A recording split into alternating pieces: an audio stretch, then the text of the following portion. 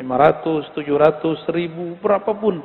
Karena ya hayyu ya qayyum itu dapat menghidupkan kolbu. Kalau kolbu sudah gembur, sudah hidup, ditanam kalimatullah, dia langsung bergetar, langsung tumbuh. Nah, kenapa saya tahan terus? Karena kolbu kenal kolbu. Kolbu yang di sini nganggap kolbu di situ masih kersang. Belum digemburin. Gemburin dulu dengan ya hayyu ya qayyum. Buya, saya mau nanya, dalam kajian tadi zikir itu terbagi dua, zikir jahar dan zikir sir. Ada kalimat abdullu bidikri tatmainul qulub, abdullu bidikri la ilaha illallah. Yang ditanyakan, gimana cara menempatkan abdullu bidikri itu biar kolbu kita itu hidup dan menyatu. Ya. Mungkin itu aja. Wassalamualaikum warahmatullahi wabarakatuh. Salam. Dalam surat 13 ayat 28, ala bizikrillah tatma'innul qulub. Ketahuilah hanya dengan menyebut nama Allah, kolbu jadi tenang. Kolbu tenang nyebut nama Allah. Berarti nyebutnya di mana? Di kolbu. Belajar zikir kolbu, Pak, ya. Jangan cuma di sini, apalagi di MP3, apalagi di YouTube. Kan di YouTube tuh ada zikir Allah 1,5 jam full. Itu yang tenang mah cuma MP3-nya. Yang tenang itu cuma YouTube-nya. YouTube-nya tenang. Kulubnya tidak tenang. Ya. Kolbunya yang sebut nama Allah. Ya, sebut Allah di kolbu. Ambil ilmu kepada ahlinya. Masa sekolah aja belajar ke ahlinya, belajar bahasa belajar ke ahlinya, mau belajar bahasa kolbu nggak cari ahlinya, harus ke ahlinya. Ya, diamalin nggak zikir ya hayyu ya qayyumnya? Belakang ada yang belum tuh, ya. Antum kalau zikirnya sudah rata, nanti saya talkin semua. Ya, ini pada belum rata ini. Ya, yang baru gabung zikir ya hayyu ya qayyum 40 kali. Kalau bisa ba'da salat 5 waktu. Kalau tidak dirapel 200 kali setiap hari minimal. Kalau bisa lebih 500, 700, 1000, berapapun. Karena ya hayyu ya qayyum itu dapat menghidupkan kolbu. Kalau kolbu sudah gembur, sudah hidup, ditanam kalimatullah, dia langsung bergetar, langsung tumbuh. Nah, kenapa saya tahan terus? Karena kolbu kenal kolbu. Kolbu yang di sini nganggap kolbu di situ masih kersang. Belum digemburin. Gemburin dulu dengan ya hayyu ya qayyum. Kita mau nanam padi, masih banyak rumput, langsung ditanam. Antum mau nanam jagung, masih banyak kerikil, buang dulu kerikilnya. Kerikilnya dibuang. Sampingkan dulu kerikilnya. Kerikil dibuang, baru kemudian dihaluskan tanahnya. Kolbu ini adalah tanah-tanahnya zikrullah. Disitulah tumbuh. Makanya Allah kasih perumpamaan. Dalam surat Ibrahim dikatakan bahwa kalimah thayyibah seperti syajarah thayyibah. Kalimah yang bagus seperti pohon yang bagus. Pohon yang subur. Tempatnya harus bersih, harus dipupuk. Jadi kalau antum bertanya, kenapa ditalkin sama fulan tidak ada efek di kolbu? Jangan salahkan mursyidnya. Kolbu antum belum siap untuk menerima itu. Ya, dia tancepin, tapi kolbunya lagi keras, nggak nyambung. Diajak sholawat, nggak tersentuh. Diajak istighfar, belum ada efek. Itu akibat apa? Belum dibersihkan. Maka paket talqin itu dimulai dari syahadat, istighfar, sholawat. Itu paketnya. Baru masuk ke zikrullah. Kadang-kadang ada orang tersentuh dalam sholawat, dalam zikrullah biasa. Ada yang tersentuh dalam istighfar, tapi dalam sholawat pun biasa. Itu pemberian Allah berbeda-beda. Itulah yang disebut taman-taman surga. Ada taman pohon namanya pohon istighfar. Ada pohon namanya pohon Al-Fatihah. Ada pohon namanya pohon sholawat. Ada pohon namanya zikrullah. Terserah nih antum baru yang mana nih? Buahnya buah yang mana? Ya. Semoga yang hadir, saya dan antum semua ditakdirkan Allah berzikir dengan zikir yang keras dan lembut. Istiqamah sampai mati. Amin ya rabbal alamin. Di dalam hadis Imam Muslim dikatakan, karena Rasulullah sallallahu alaihi wasallam yadhkurullaha fi kulli ahyani. Ala kulli ahyani. Rasulullah itu selalu zikir setiap hin. Apa arti hin? Hin artinya saat, waktu. Setiap saat, setiap detik, detik per detik. Baginda Nabi Muhammad SAW selalu mengingat Allah. Inilah yang diwariskan oleh ulama sufi. Karena kita tidak sanggup berzikir setiap nafas. Naik, turun. Maka dibuatlah zikir pagi sore. Berdasarkan ayat wasabbihuhu bukratan wasila, dan bertasbihlah pagi dan sore. Lalu kemudian dilatihlah qalbu menyebut nama Allah, dimulai dari 100, naik 500, naik 1000, itu latihan. Angka-angka itu cuma latihan, bukan riya. Orang berzikir dengan angka bukan riya, itu cuma latihan. Puncaknya nanti tidak pakai angka lagi. Tapi kapan kita zikir tanpa pakai angka?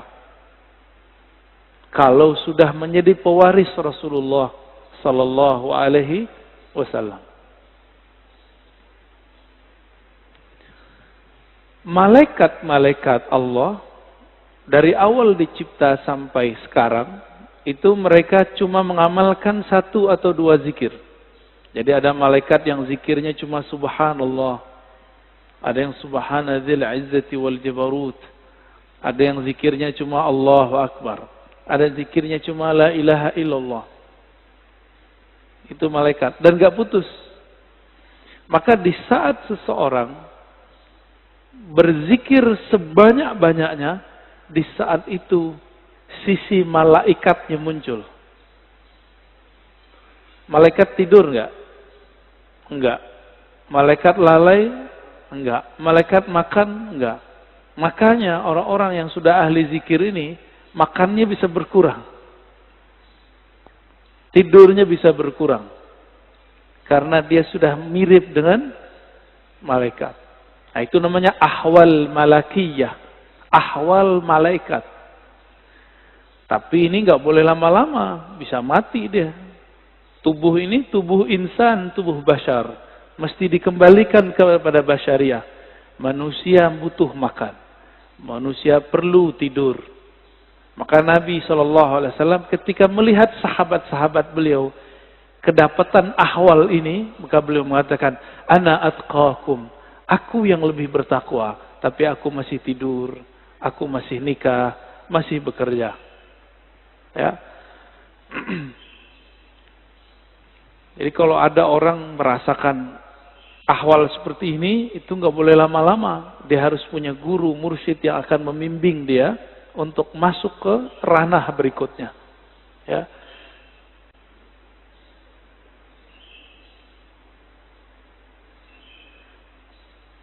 Kata zikir artinya ada 2. Pertama, zikir berarti benar-benar menyebut Allah. Ya.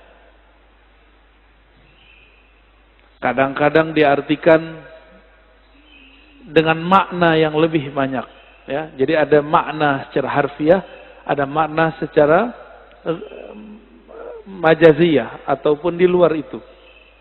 Bisa jadi diartikan zikir itu sholat Jumat, Al-Quran, majelis ilmu. Tapi itu penjelasan lain. Zahir dari zikrullah menyebut Allah, ya. Dalilnya di sini disebutkan ada sekitar 15, ini baru sebagian. Lebih dari 200 ayat mengenai zikrullah. Ya. Kalau lebih dari 200, berarti penting nggak zikir? Lebih penting dari umroh, ya. Tapi kenapa di musim normal orang lebih sering ngajak umroh? Kenapa banyak ustadz umroh, tapi sedikit ustadz zikir? Benar. Kenapa banyak orang bermimpi bisa umroh, tapi sedikit orang bermimpi bisa zikir yang banyak? Karena kalau zikir doang fulusnya tipis, kata dia. Kalau umroh fulusnya banyak. Siapa bilang, ya? Itu nggak ngerti dia. Dia nggak faham ayat wala dzikrullahi akbar. Sungguh menyebut nama Allah itu lebih besar dari semuanya. Orang kalau zikir apa aja jadi besar, ya. Cuma masalahnya nggak yakin kepada Allah Subhanahu wa Ta'ala.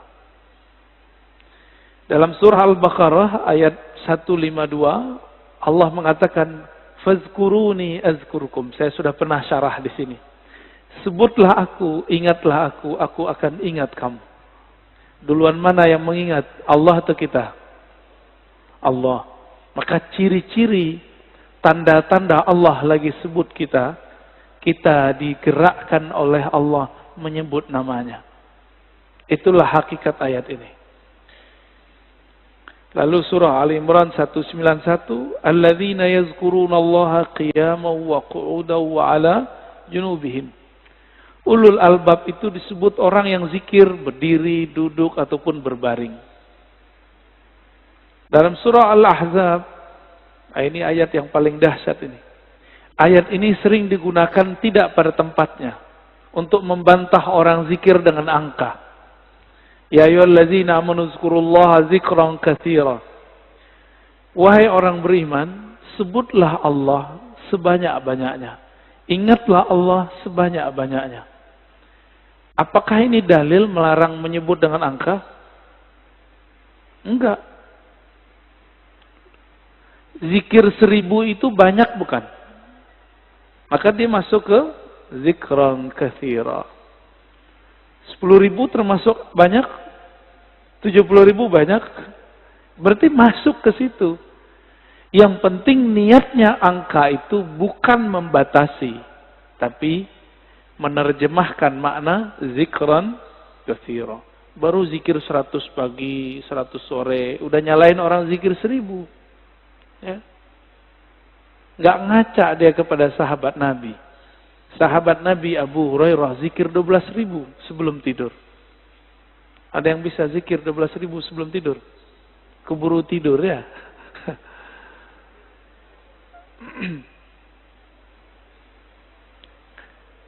Ada surat Ar-Ra'd ayat 28. Ala bidzikrillah tatmainnul qulub. Ketahuilah hanya dengan menyebut Allah kalbu bisa tenang. Jadi antum mau belajar apa aja, itu kalbu nggak akan tenang. Jadi orang kalau hijrah, tidak hijrah zikrullah, nggak akan mendapatkan kedamaian kalbu. Oleh karena itu, bagi saya, berdasarkan ayat-ayat ini kan banyak ayatnya tadi. Belajar zikir itu bukan sunnat, tapi wajib. Ya. Belajar zikir itu sunnat, salah itu. Belajar zikir itu wajib. Kenapa disebut wajib? Allah mengatakan, aqimis salata li dzikri. Dirikan salat untuk mengingatku. Salat wajib enggak? Wajib. Supaya kita dari awal takbir sampai assalamualaikum connect kepada Allah Subhanahu wa taala, maka yang dilatihkan apa? Gerakan yang bagus atau zikir yang mantap? Apa yang dilatihkan? Dirikanlah sholat untuk mengingatku. Berarti yang dilatihkan apa? Mengingat Allah yang dilatihkan. Jangan sibuk masalah ini wajahtu atau enggak pakai ini. Enggak khusyuk antum ntar, malah kusut nanti. Jangan sibuk masalah usoli bid'ah atau tidak bid'ah. Enggak khusyuk nanti. Oh ini kan ilmiah. Ilmiah itu bagian akal. Kalau sholat pakai kolbu. Jadi kita nggak ada debat lagi kalau sholat. Antum mulai sholat debat. Wah imamnya jahar nih bismillahnya. Kata mazhab ini ngaji lagi sholat. Ya, pengajian dia lagi sholat. Kuliah aja kali ya. Imamnya kunut. Debat lagi di hatinya. Kunut itu menurut imam ini bid'ah. Ngapain?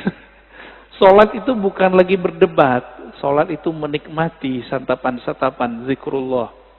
Ya. Jangankan itu. Muawiyah ibn al-Hakam al-Aslami. Ada orang bersin lagi sholat. Dia lagi sholat. Dia baca yarhamukallah.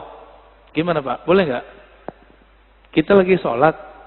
Ada orang bersin. Terus kita bilang yarhamukallah. Gimana? Gimana sholatnya? Masalahnya sahabat ini kan nggak semua ngerti fikih. Nabi lagi ngajarin. Lagi sholat, sahabat bentak dia. Kayak anak kecil dulu. Maka Nabi ini ngajarin sahabat betul-betul satu persatu. Lagi sholat bentak sahabat. Gimana tuh? Apa kata beliau? Selesai sholat, Nabi tidak mengata-ngataiku. Bi abi wa ummi, demi Allah, demi ayah ibuku. Beliaulah guru terbaik. Guru paling ideal. Gak pernah ngata-ngatain orang. Terus Nabi bersabda, kata beliau, wahai Muawiyah, sholat itu la tasluh, tidaklah cocok kecuali zikrullah dan tasbih. Maksudnya, kamu gak usah tanggapin kalau ada orang bersin. Itu cuma nanggepin orang bersin, apalagi nanggepin orang kunut. Buat dalil lagi dalam hatinya. Wah, di mazhab gua nih gak ada nih. Nggak angkat tangan Debat. Lagi sholat debat. Berdebat dengan diri sendiri. Ini kan kasihan. Ini tanda sholatnya, belajar sholatnya bukan dengan zikrullah. Belajar sholatnya dengan apa? Dengan nafsu. Nafsu pengen berdebat. Ya.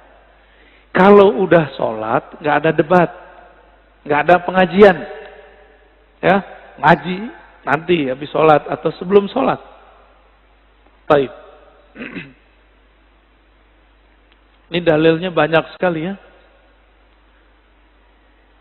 Berdasarkan ayat ini semua, Ibnu Abbas radhiyallahu taala anhuma mengatakan, yang dimaksud dengan ayat-ayat tadi, yazkurunallah fi adbaris salawat wa ghuduwan wa ashiyan wa kullama istayqaza min naumih wa kullama ghada aw raha min manzilih dzakarallaha katsira. Yang dimaksud ayat-ayat tadi, zikir pagi sore, orang yang tidak lalai karena bisnis, yaitu mereka yang zikir ba'da salat, zikir ghuduwan wa ashiyan, pagi dan sore, zikir saat bangun, zikir saat berangkat, zikir saat pulang. Jadi nggak ada waktunya kecuali zikrullah. Qala Mujahid, murid dari Ibnu Abbas mengatakan, seseorang nggak disebut ahli zikir hatta yazkurallaha qa'iman wa qa'idan wa muttaji'an. Sampai dia ingat Allah baik dalam keadaan duduk, berdiri, ataupun tidur. Gimana caranya zikir dalam tidur, Pak? Udah ada yang nyoba belum? Ini aneh nih minum. Gimana cara zikir kalau lagi minum? Bismillah, itu zikir sebelum minum. Bismillah. Itu zikir sebelum minum. Lagi minum, zikirnya apa? Pusing kan? Nah, ini yang mau kita bahas nanti. Kita lagi makan, bisa nyebut nggak? Kan nggak bisa. Apa dong zikirnya? Zikirnya ada dua. Pertama sebut di kolbu. Yang lebih tinggi, memandang air ini dari Allah. Memandang segarnya dari Allah. Kenyang dari Allah, itu zikir lagi makan. Gimana? Udah zikir lagi makan belum? Belum ya? Masih memandang nasi yang mengenyangkan. Masih memandang air yang menyegarkan. Berarti kita belum berzikir saat makan dan minum. Sederhana? Rumah makan sederhana.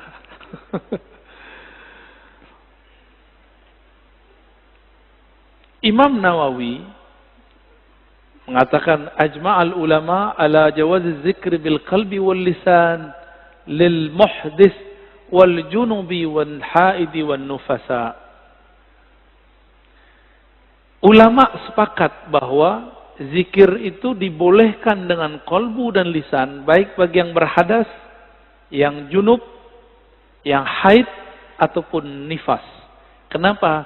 Ini kan zikir. Sebenarnya zikir itu golnya di kolbu. Kolbu tidak pernah haid. Kolbu tidak pernah junub.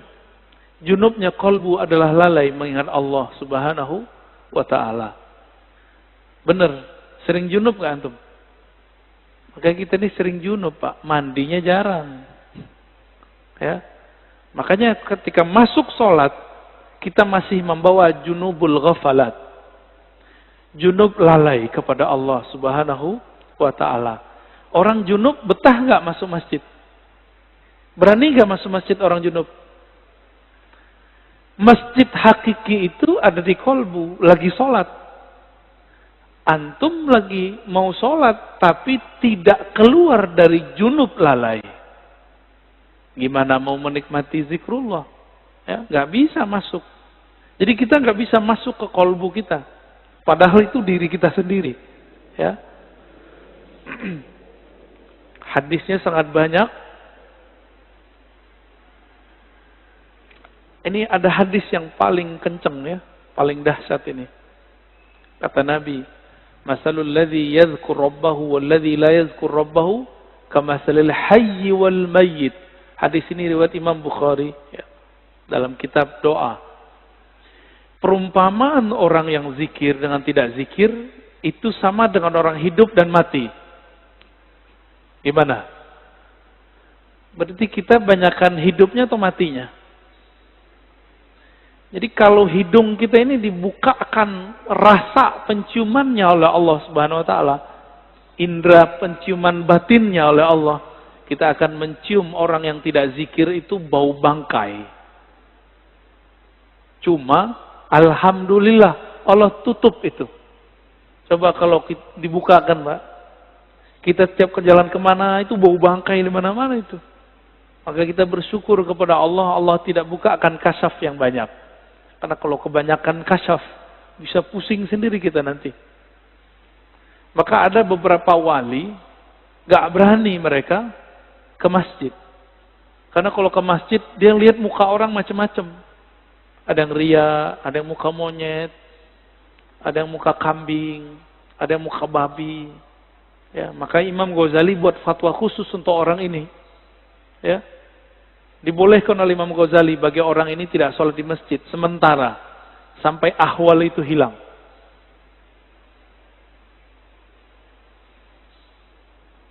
Di hadis yang lain, sesungguhnya Allah Subhanahu wa ta'ala mempunyai malaikat yatufuna fit turuqi yaltamisuna ahla dzikr. Allah mempunyai malaikat-malaikat yang yatufun, bertawaf, berkeliling, mencari majelis ilmu. Ketika mereka bertemu, mereka berteriak, mereka memanggil kawan-kawannya, halummu ila hajatikum, wahai sahabat-sahabatku, wahai para malaikat, berkumpullah. Jika yang dipanggil itu ada manusia yang sudah mendekati karakter malaikat, maka dia juga terpanggil ke majelis itu. Jadi yang datang bukan hanya malaikat, tapi juga manusia yang karakter malaikatnya sudah hidup. Ya, itu mana hadisnya. Itulah sebabnya kenapa majelis-majelis zikir itu rame dulu. Masih ingat dulu Ustaz Arifin? Ya. Ramai nggak dulu? Cuma ya sayang, Ustadz Arifin tidak berthariqah. Akhirnya tidak ada kaderisasi murid menjadi mursyid. Karena beliau bukan mursyid. Tapi kita berterima kasih, berkah beliau Indonesia dizikirkan.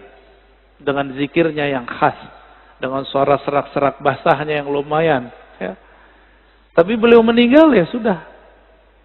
Untungnya di negeri ini banyak mursyid-mursyid tarekah. Ya, kita beruntung. Banyak mursyid-mursyid yang mereka memegang ajaran-ajaran zikrullah. Meskipun dituduh ahli bid'ah, dituduh sesat, dituduh gila, mereka nggak mau hiraukan. Mereka tetap jalan. Ya.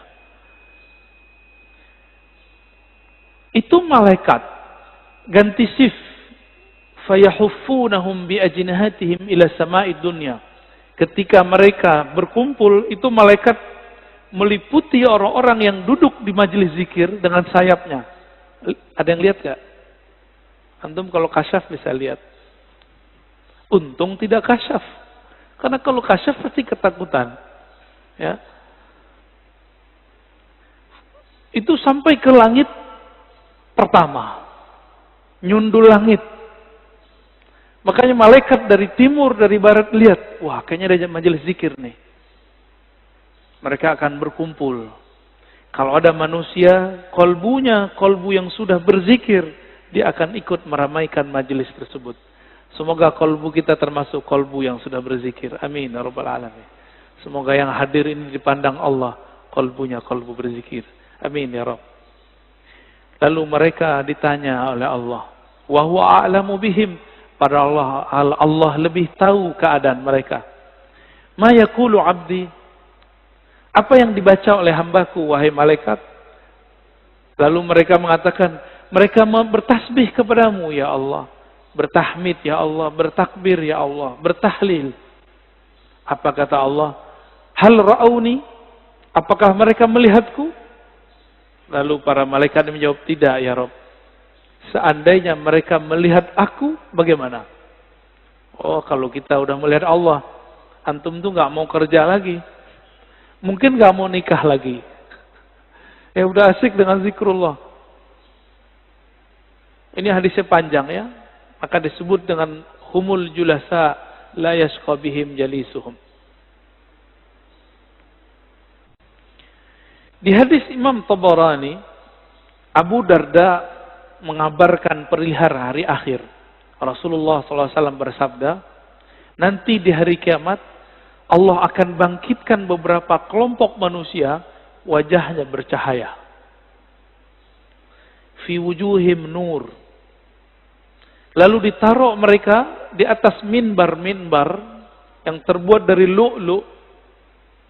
Yaghbituhumun nas, laisu bi anbiya wala syuhada. Mereka bukanlah nabi. Mereka bukanlah syuhada.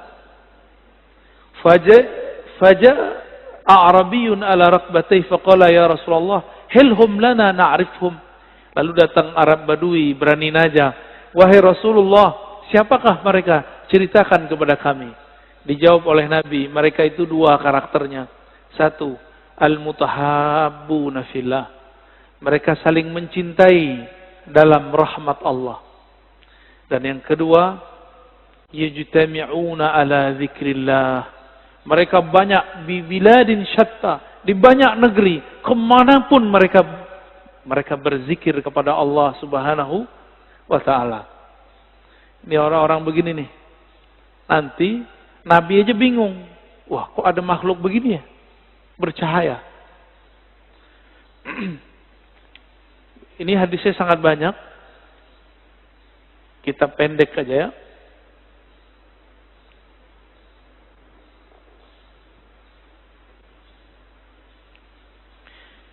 Ini kalau antum zikir, kumpul ya. Jadi dalil zikir berjamaah itu banyak. Nggak usah dihiraukan orang yang bilang itu bid'ah. Dia nggak ngerti hadis. Katanya ikut sunnah tapi nggak baca sunnah.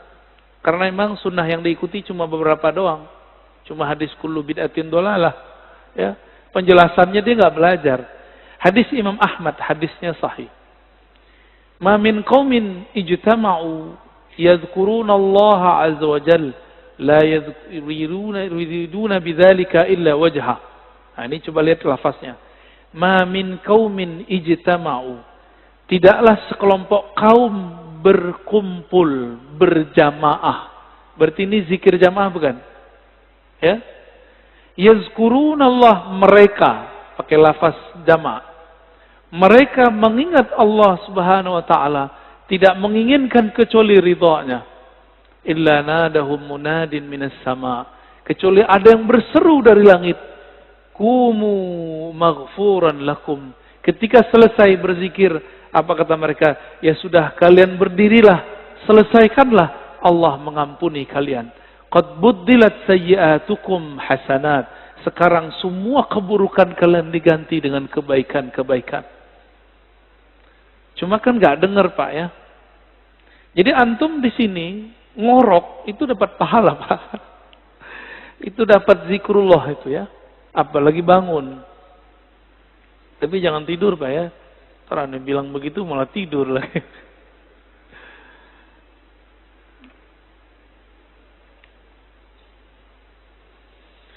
Sayyidina Ibn Abbas menyebutkan keutamaan zikir. Jadi di sini ada kaul-kaul ulama mengenai keutamaan zikir.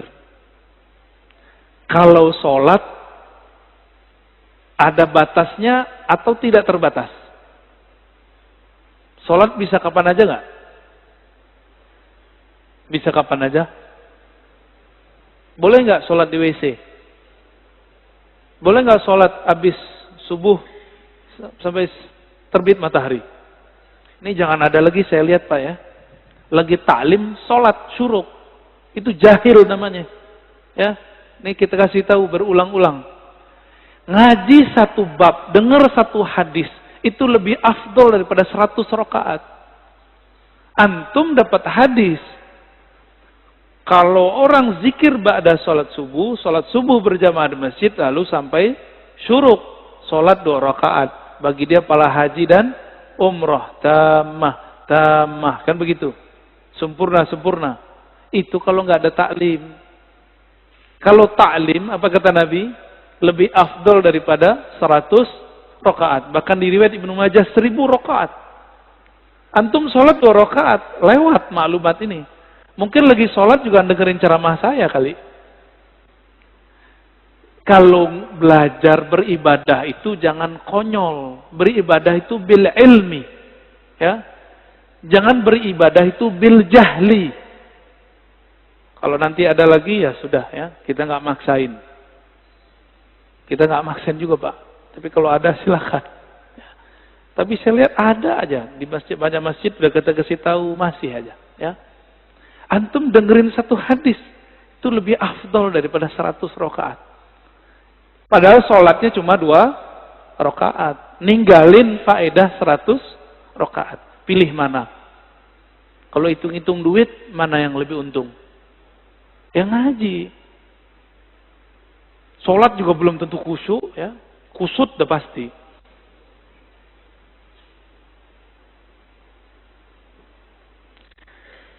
Ibnu Abbas mengatakan, sholat itu ada batasnya. Tapi kalau zikir gak ada batasnya. Ya, sesuatu yang Allah wajibkan, tapi tidak ada batasnya, itulah zikrullah. Gak ada batasnya. Disebut zikran katsira. Waktu kita kan 3 aja. Duduk, berdiri, tidur. Benar gak? Kalau lagi hidup nih, kalau udah meninggal, ya berbaring deh. Ya, di liang lahat.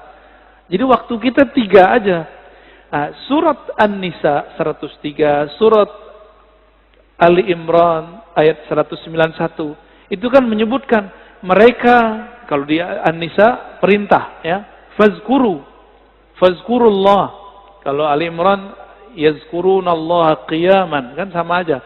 Ingatlah Allah lagi berdiri, duduk dan tidur, berbaring. Waktu kita 3 aja, Pak. Jadi ayat ini oleh orang yang tidak paham dikira cuma, itu mah zikir cuma sebentar doang. Cuma 3 waktu. Padahal 3 waktu itu semua waktu kita. Semua waktu kita adalah berdiri, duduk, berbaring. Bapak naik mobil, duduk gak? Naik motor, duduk gak? Turun dari mobil, berdiri. Turun dari motor, berdiri. Istirahat, tidur, udah. Waktu kita cuma 3 aja. Antum baru paham ya? Lucu juga ya, padahal ayat udah dibaca dari kecil. Bahwa waktu al-awqat salasah. Qiyaman, wa qu'udan, wa ittija'an. Lucu juga ya, udah baca bertahun-tahun baru paham sekarang. Bahwa ternyata kita ini gak lepas dari 3 waktu itu. Saya lagi ngapain Pak? Bapak lagi ngapain? Duduk, berarti harusnya zikir ya. Zikirnya kita pagi ini, zikir ngaji. Dan zikir ngaji lebih afdal daripada sholat sunat 100 rakaat.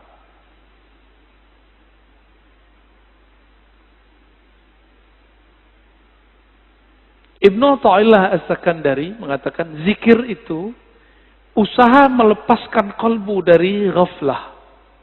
Apa arti ghaflah? Lalai. Gimana caranya? Dan tardid ismillah bil qalbi wal lisan. Dengan mengulang-ulang nama Allah dengan kalbu dan lisan. Maka ahli thariqah itu punya metode yang sangat sempurna sekali. Metode berzikir dengan kalbu dan berzikir dengan lisan. Ya. Nanti ada masanya di sini kita zikir. Saya talkinkan semuanya Pak. Tergantung sirnya turun atau belum. Ini belum ada Pak sekarang, belum. Karena kalau di kolbunya belum ada koneksi, itu ngefek. Ya. Bapak sholat aja nih, ada debat 1-2 orang masalah kunut, itu ngefek ke badan saya. Langsung gak nyaman rasanya. Itu terasa Pak bagi saya. Agak sensitif dikit. Ya. Jadi ada nih orang ngerasa, kunut, itu langsung gak nyaman saya. Ya. Apalagi di samping saya itu mengganggu sekali.